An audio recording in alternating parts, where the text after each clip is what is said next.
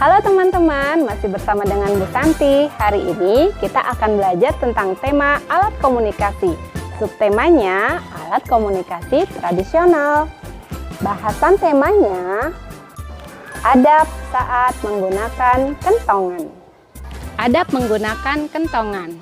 Nah teman-teman, ketika kita menggunakan kentongan ini ada adab-adabnya ya. Yang pertama, tidak boleh memukul kentongan ini secara sembarangan. Yang kedua, ketika kita memukul kentongan ini harus dengan nada atau kode-kode tertentu yang sudah disepakati sehingga pesan atau informasi yang akan disampaikan itu dipahami oleh masyarakat sekitar. Tata cara memukul kentongan yang biasa digunakan oleh masyarakat. Kalau dalam keadaan aman, kode yang kita gunakan memukul kentongannya ini hanya 1 kali dalam 1 jam. Nah, ini dalam 1 kali ya teman-teman, dalam 1 kali dalam 1 jam. Contoh keadaan ketika ada perampokan di sekitar kita, itu kodenya memukul kentongannya 2 kali. Ya. Nah, seperti itu. Lalu ketika terjadi bencana alam, kode yang kita gunakan itu 3 kali terus 1 kali.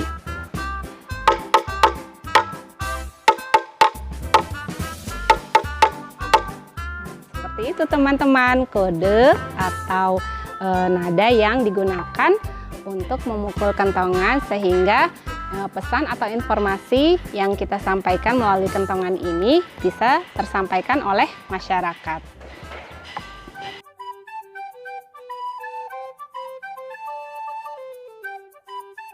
Assalamualaikum warahmatullahi wabarakatuh. Teman-teman semuanya, selamat datang di Sentra Ibadah. Kita masuk ya.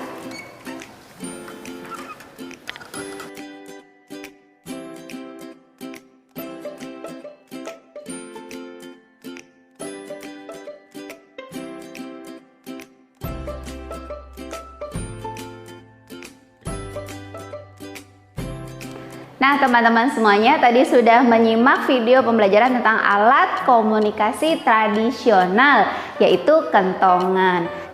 Dalam ajaran agama Islam, kentongan juga digunakan sebagai penanda masuknya waktu sholat. Nah teman-teman mau tahu seperti apa bunyi kentongannya untuk menandakan waktu sholat? Kita dengarkan ya.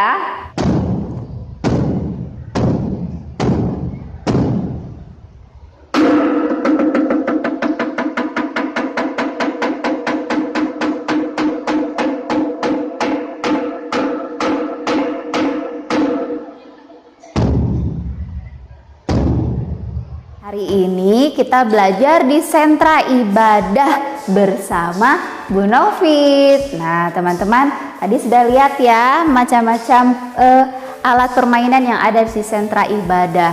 Nah, tujuan dari Sentra Ibadah sendiri secara umum adalah untuk mengembangkan kemampuan beragama pada anak usia dini dan juga membentuk pribadi cerdas berperilaku sesuai dengan norma-norma agama.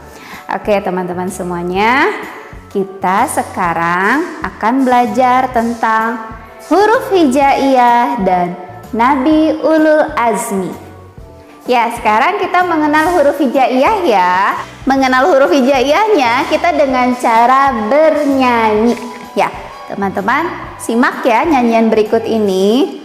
Alif ba ta sa jim ha kho dal dal ro zai sin shin sod dot to zo ain ghain fa qaf kaf lam mim nun waw ha lam alif hamzah ya.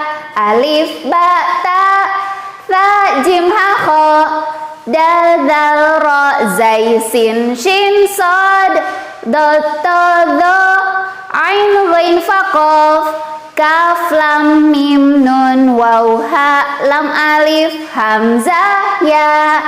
Kaf lam mim nun waw ha lam alif hamzah ya.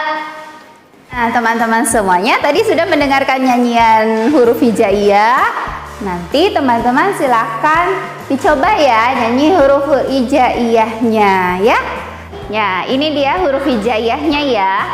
Alif, ba, ta, sa, jim, ha, kho, dal, zal, ro, zai, sin, shin, sod, dod, to, dho, ain, ghain, fa, qaf, kaf, lam, mim, nun, waw, ha, lam alif, hamzah, ya. Kemudian pembelajaran yang kedua di sentra ibadah, kita akan mengenal tentang Nabi Ulul Azmi. Ya, sebelumnya kita tepuk Nabi Ulul Azmi dulu yuk. Tepuk Nabi Ulul Azmi. Pertama, Nabi Musa. Kedua, Nabi Isa. Ketiga, Nabi Muhammad. Keempat, Nabi Ibrahim. Kelima, Nabi Nuh. Nah, itu dia tepuk-tepuk nama-nama Nabi dan Rasul Ulul Azmi. Nabi Ulul Azmi itu adalah gelar khusus untuk para Nabi dan Rasul ciptaan Allah yang mempunyai ketabahan dan kesabaran yang luar biasa saat berdakwah kepada umat manusia. Berdakwahnya tentang mengajarkan ajaran agama Allah. Nabi Ulul Azmi utusan Allah yang pertama adalah Nabi Musa alaihi salam. Dengan mukjizatnya yaitu tongkat Nabi Musa dapat membelah lautan. Yang kedua yaitu Nabi Isa alaihi salam. Dengan mukjizat Nabi Isa antara lain adalah Nabi Isa dapat menghidupkan kembali orang yang sudah mati. Yang ketiga adalah Nabi Muhammad Sallallahu Alaihi Wasallam. Dengan mukjizat Nabi Muhammad antara lain yaitu keluarnya cahaya dari tangannya. Dan yang keempat adalah Nabi Ibrahim alaihi salam. Dengan mukjizat Nabi Ibrahim adalah Nabi Ibrahim tidak mempan saat dibakar api. Ya, kemudian yang terakhir adalah Nabi Nuh alaihi salam. Dengan mukjizat Nabi Nuh yaitu Nabi Nuh dapat membuat bahtera atau kapal yang sangat besar pada zamannya. Sekarang kita bahas tentang ciri-ciri Ulul Azmi. Ciri-ciri Nabi Ulul Azmi yang pertama adalah Nabi Ulul Azmi berdakwah secara menyeluruh kepada umat manusia. Yang kedua, Nabi Ulul Azmi menyampaikan syariat ajaran agama Allah Subhanahu wa Ta'ala. Yang ketiga, Nabi Ulul Azmi menyampaikan kitab samawi. Di antaranya ada kitab Taurat, kitab Injil, kitab Zabur, dan kitab Al-Quran. Ya. Dan yang keempat, Nabi Ulul Azmi menerima perjanjian dan wasiat dari Allah Subhanahu wa Ta'ala. Nah, teman-teman semuanya, siapakah yang mendapatkan gelar khusus dari Nabi Ulul Azmi? Tadi di awal kita sudah bermain tepuk Nabi Ulul Azmi. Ada yang masih ingat? Ya, siapa yang masih ingat nama-nama Nabi Ulul Azminya? Coba kita ulangi lagi tepuknya ya. Tepuk Nabi Ulul Azmi. Pertama, Nabi Musa. Kedua, Nabi Isa. Ketiga, Nabi Muhammad. Keempat, Nabi Ibrahim. Kelima, Nabi Nuh. Nah, itu dia tepuk-tepuk nama-nama Nabi dan Rasul Ulul Azmi. Nah, teman-teman semuanya, alhamdulillah pembelajaran di sentra ibadah telah selesai ya. Nanti tugas teman-teman untuk belajar di rumah kembali bersama mama ataupun ayah untuk bernyanyi kembali tentang huruf hijaiyah ya. Yang pertama berarti menyanyikan huruf hijaiyah, dan yang kedua tepuk Nabi Ulul Azmi. Ya teman-teman semuanya, hanya 2 ya kegiatan untuk di sentra ibadah. Ya teman-teman semuanya, semangat untuk belajar di rumah ya. Bu Novit akhiri dengan wassalamualaikum warahmatullahi wabarakatuh.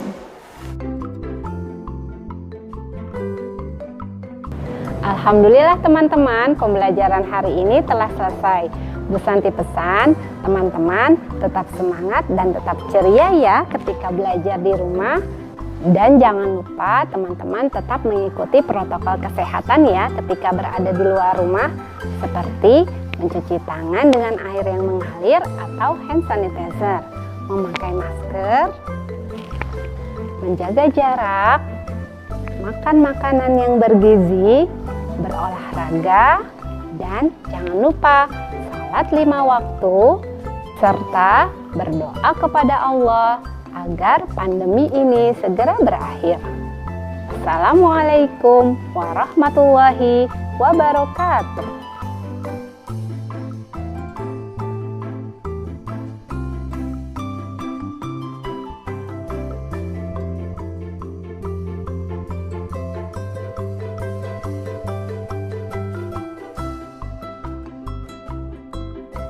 Ya teman-teman semuanya, jangan lupa untuk like, comment, share, and subscribe channel ini. Terima kasih. Dah.